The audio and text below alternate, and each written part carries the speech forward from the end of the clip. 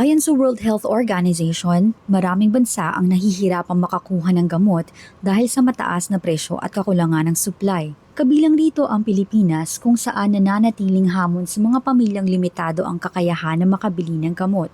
Bilang tugon, ipinag-utos ni Pangulong Ferdinand R. Marcos Jr. ang pagpapalawak ng access sa murang gamot para sa mga Pilipino. Agad bumuo ng partnership ang Philippine Pharma Procurement Incorporated sa ilalim ng Department of Trade and Industry at ang YAKAP program ng PhilHealth. Layo ng programa na libreng maibigay ang 75 essential medicines sa mga nangangailangan.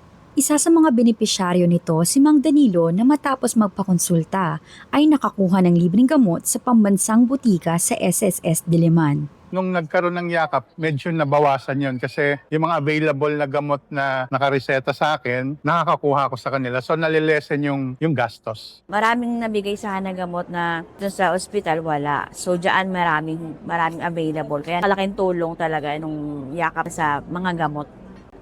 Yung check-up din, kasi may available agad na doktor na nandyan agad na mag-consult, mag-check up. Yun yung maganda kasi may doktor na tapos may gamot pa. Nandun na siya lahat. Dagdag pa ni DTI Secretary Cristina Roque, kasama ang iba pang ahensya, sinusunod ng pamahalaan ang whole-of-government approach ni Pangulong Ferdinand R. Marcos Jr. Sa mga interesadong mag-avail na nasabing programa, sundin lang ang mga sumusunod.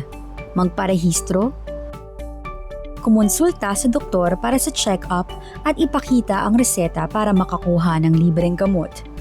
Ang Pambansang Butika Program ay patunay na sa bagong Pilipinas, ang dekalidad na healthcare ay hindi na pangarap lamang, kundi realidad na abot kamay na ng mga Pilipinong nangangailangan.